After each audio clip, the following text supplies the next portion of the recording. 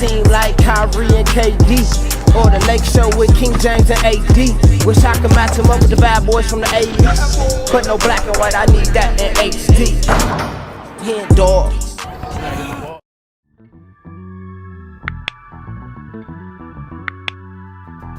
Yo, what's good, y'all? It's your boy HenDawg, and we back to it. You know how we do it. NBA legends explain why they hate today's NBA. I feel some type of way about this video, y'all, because I respect the hell out of the NBA legends. Like, I respect so many of them that has something to say about today's NBA because they did it first. So they was here, you know, they know what's going on. They can sense and tell the difference between today's game and when they play, but I don't really want to bash today's NBA. That's really not what I'm here for, because it is what it is. At the end of the day, these are still the best players ever, the best players in the world. So to sit here and bash the best players in the world for the sport that I love just don't really make sense to me. But we gonna do it anyway. So if you're not subscribed to the channel, go ahead and do that right now. If you want to see more videos like this, go ahead and like this video if you like this video, and go ahead and write something in the comments. Let me know how you feel about today's NBA. Do you agree with the NBA legends, or do you agree with me? Like, I always say, like, yes, the NBA was 75 times tougher back in the day. Like, it was so much tougher back in the day, but that doesn't make it better. Just because you was out there getting elbowed and they wasn't calling a tech or an ejection, that doesn't mean the game is better. Like, that's kind of how I feel about it. Like, it's stuff that happened back in the 80s and the 90s that were better, and it's stuff that's happening in today's game that's better. Players are getting paid a lot more money, and I love that for the NBA. I love that for the players, that you can get paid millions and millions of dollars to play this game that you love, where, you know, that really wasn't the thing back in the day. Only like the top players was getting paid a lot of money. So I love that for the NBA now, and I think that has a lot to do with why the game isn't as tough, why, you know, people aren't hating each other as much as they did back in the day. Like, it's hard to hate somebody when y'all out there making all this money together, but I don't really know. I'm gonna see what they say in this video. Shout out to Basketball Time Machine. He just posted this a few hours ago, so it's a good video. Whenever it's a new video out, I like to react to it as fast as possible. So let's get into it. We got NBA legends explain why they hate is a strong word, today's NBA. Let's get it. It was okay, but the guys didn't want to work on their game. They didn't want to work on their game. I'm good as a... I don't know what he was just saying. Who don't want to work on their game? Oh, let me rewind. Is he saying... It was okay, but the guys didn't want to work on their game. They didn't want to work on their game. I'm good as a... Oh, he's talking about the Charlotte Bobcats didn't want to work on their game. They were the Charlotte Bobcats.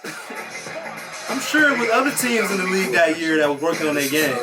That's why they was one of the worst teams ever. Hey, what's up? This is Cody here. Hey, what's up? This is Matt Barnes. If you're an old school NBA fan like I am, make sure you check out the Basketball Time. Shout out to Celsius too. Peach Vibe. This is my favorite flavor right here. Hey guys, how's it going? Welcome back to the Basketball Time Machine. My name is Sean David. What up, Sean? Welcome you to your weekly dose of old school NBA basketball. Not too long ago, I had an episode where new school players were hating on the old school NBA. And yeah, I personally obviously had a problem with that. So I thought, okay, it would be nice to also show you the other way around. I mean, honestly, even though I'm a huge old school fan, obviously old school players also say negative things about today's NBA. My personal opinion follows at the end. But before we start with that, let me ask you guys for a small favor. If you enjoy the content, please like the video and subscribe to the channel. Alright, let's do it. Let's do it! Shout out to the Celtics. Shout out to who else they about to show? That's it? The Celtics is the only team you show, bro? Shout out to the Bird game.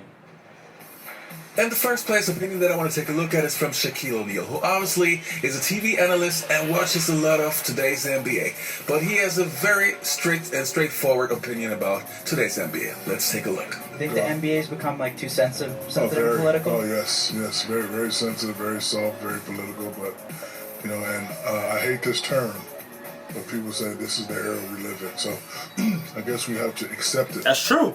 One thing I will not accept is okay play being looked at as great play. I ain't letting that shit slide ever. You know, I've been through the era of Mike, Charles, Malone, Stockton, all these great guys, so I know what greatness looks like. He said I Stockton. like to tell people jokingly. Shout out to him for just throwing Stockton out there. I wasn't expecting him to say him, but that's another thing too that you gotta kind of remember. The media wasn't as big back in the day, so like there's these spotlights, there's these magnifying glasses on every single player, especially the superstars in today's game, way more than it was back in the day. Like I feel like Michael Jordan had the opportunity to slip up a lot more back in the day and not even be noticed compared to what LeBron could do in today's game. And I'm not saying that LeBron is anywhere near as good as Michael Jordan, because I feel like Michael Jordan is undeniably the GOAT. I feel like Kobe is second. But I will say that we have the opportunity to just be able to just look at every single superstar now and be like, oh, he's doing that wrong, he's doing that wrong, I can see this, I can see that, I can see that. Where you couldn't really do that back in the day. But let me know what y'all think about that. That I am the reason that big guys do not want to play in the paint anymore. I hate it. I dislike it. I was just at Michael Jordan's 60th birthday party.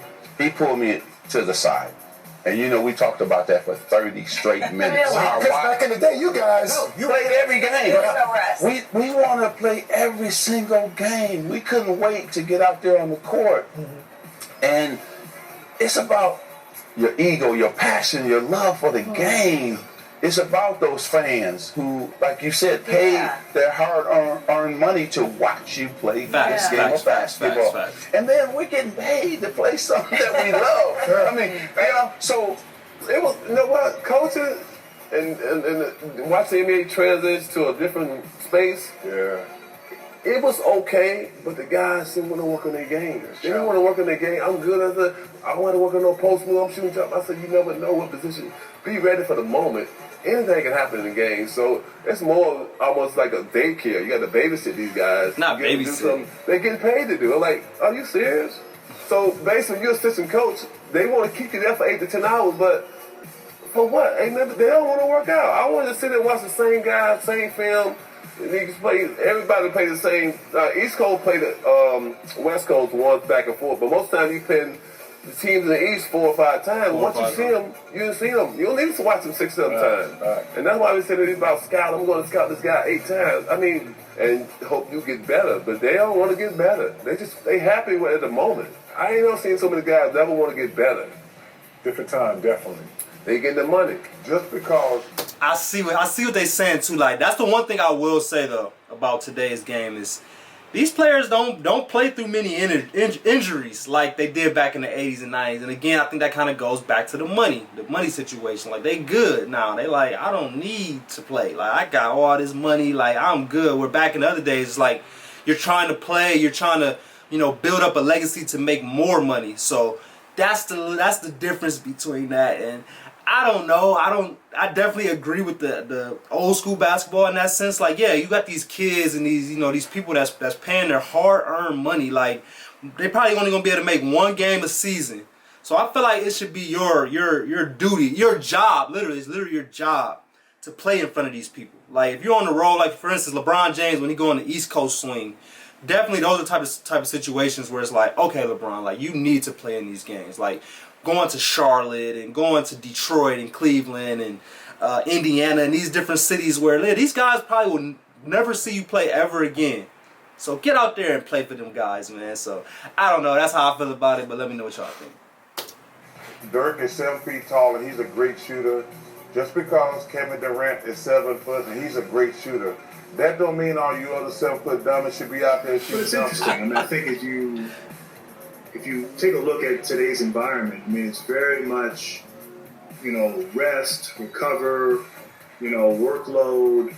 You know, you should have been resting and recovering. Game. You know, back in the '90s, I remember I was in Detroit, and you know, I was leading the team in points, rebounds, assists, you know, steals, minutes, everything. And I remember one day I strained something in a game, and I sat out of practice. And my teammate, Rick Mahorn, was like calling me soft for not practicing. And so, you know, and I went back, I mean, we joke or whatever, but like there was an expectation that you play. And now the pendulum has swung so far the other way that one could say were overly cautious. Good morning, Dominique. Maybe Grant Hill should have been overly cautious. He might have had a better career. So I don't know about that for him. You know, the situations is different for every single person. But one thing I will say, I could be wrong on this, but I think players just loved the game more back in the day. Like now it's more about loving the money, loving you know, putting food on the table for your family, you know, doing all these different things, the business side of it. But I think back in the day, people just loved basketball. Like, don't get me wrong, there's people in the NBA now that love basketball, that's not missing many games, but I think more people now in today's world just love the business side of basketball, everything that comes with it. Where back in the 80s, you just loved the game, you love the competition, you love, you know, going against your rivals. Just like, it was just a different type of love for the game back in the day. And they actually created the way that the 80s and 90s created. They created the money to be the way it is now. So you gotta kind of say y'all the reason for this. But I don't know. Let me know what y'all think. You gonna be okay? You sound a little emotional. You sound a little sensitive. Oh, yeah. You sound like I am sensitive. the athletes of today. And by the way, let me just tell you something. I didn't call them wussies, and I didn't call them soft. Stephen A's an adult. He can speak for himself. So the point I was making, Greeny, yesterday, it wasn't necessarily about the players and about how they perform. Greatness is going to translate era. Julio Jones, Aaron Donald, they can play in any era. Same as LeBron James, same as Kevin Durant. That's going to translate in any era. Kobe Bryant. But let's not act like in order to be that great player and or to be that champion, the obstacles have changed a lot. Here are a couple of terms that I hear now that I didn't used to hear, Dominique. Things like load management, no two-a-days, less Oklahoma drills, less padded practices, you know, things like that. That's what the current player is able to do. More of a finesse game. It's more of, you know, small ball. You know, I mean, which personally I don't really care much for. I mean, I like kind of smash mouth, you know, old school basketball because that's what I grew up watching. You know what I mean? And you know, I also think it's much less physical. Much less physical. I mean, some of the flagrant fouls that I see called nowadays is just makes me nauseous. Makes me nauseous. You can't touch a guy without it being a flagrant foul. Is there a way to ever reverse that, you think? I don't know. I mean, you know, kids might be a little too sensitive for that nowadays. Does he have a point here? Well, he has a point, but the game has changed. When I first came into the NBA in 1988, you know, you had the bad boy Pistons and Joe Dumars and Isaiah and Dennis Rodman and all those guys, and the Celtics. It was a game where there was no real freedom of movement. And when you drove to the basket, guys made you pay. There wasn't many free layups, especially in playoff series. And there was nobody helping you up off the ground. There's not that many great I got a question for y'all. For the older people that's watching this. The people that grew up watching basketball from starting in the 80s to the 90s to today, to 2000s to today. Would y'all say that the NBA got softer between 1980s and then the 1990s? Like, was it a lot softer in the 90s? Or would y'all say it just became soft once LeBron came into the league and once Kevin Durant became the superstar? Like, I hear it so much how the game is so soft now. But would y'all say the same about the 90s? Was the 90s still hardcore? Was the 90s still super physical? Like, let me know, because I want to know, when did this term of the NBA becoming soft, when did it happen? When did this switch happen? Did it happen a few years ago, or did it happen in the 90s once Jordan became a superstar? Let me know in the comments. Dennis. And I'd be Michael Jordan in this era. Oh yeah? You have guys Embiid to give you buckets, bro. standing out there giving up threes. Chill out. That's really not three-point shooters. What I look at when I see stuff like that is that you've gone too far as a league. It's one thing to do those things to kind of facilitate better offensive play. It's another thing entirely, like Kobe Bryant alluded to, where you have some of these flagrant fouls that are just hard fouls, when guys are getting ejected because, oh my goodness, they see a tussle and they react and their big toe steps over the line and automatically that's a suspension. Look at some of the three-point shooting from the big guys we got going in the NBA today. They don't have good numbers. We don't have any 7-foot guys shooting 45% from three. They just out there just shooting now. Listen, if you have a Shaquille O'Neal, a Moses Malone, Emma Charles Barkley, Andre Drummond, DeMarcus Cousins, if you don't let us post up and get the other team in foul trouble or draw the double, you just don't know how to coach. You know, we were coming to the game, and there was no way we were going to play against you. You weren't going to play for 45 minutes and have 2 fouls. It just wasn't going to happen. You weren't going to play the game for 45, 40. The best players now very rarely get in foul trouble. And when they do get in foul trouble, I very rarely see a point guard come down and say, oh, see, Webb's got 3 fouls. I know I can get a basket off him because he don't want to get up that, he want to pick up that 4th. They never go back at him. I don't know if that's true, though. The strategies of the game, the offense, the way the offense are being run, you know, it's just totally different. So I think the chess that we used to play in basketball, we don't play chess anymore. We just, play checkers. So, as I promised you at the beginning of the video, I will give you my personal take. Let's hear it. Now. So the first thing you gotta know is if you would have told me 35 years ago that there will be a time where I really, really dislike the NBA, I would have called you crazy. The NBA was like the most important thing to me, not only because I grew up with the NBA, but because I love the sport so much, and the NBA simply gave me so much joy, so much passion. It was just, as I said, one of the most important things in my life. And as you probably guessed, yes, I dislike today's NBA, but the one thing you have to understand is it's not like I enjoy disliking today's NBA. I would love today's NBA. It actually hurts that I can't enjoy today's NBA. And I'm 100% sure that there are millions of people around the world who feel the same way. It's not like we enjoy disliking the NBA. We actually want it to be good.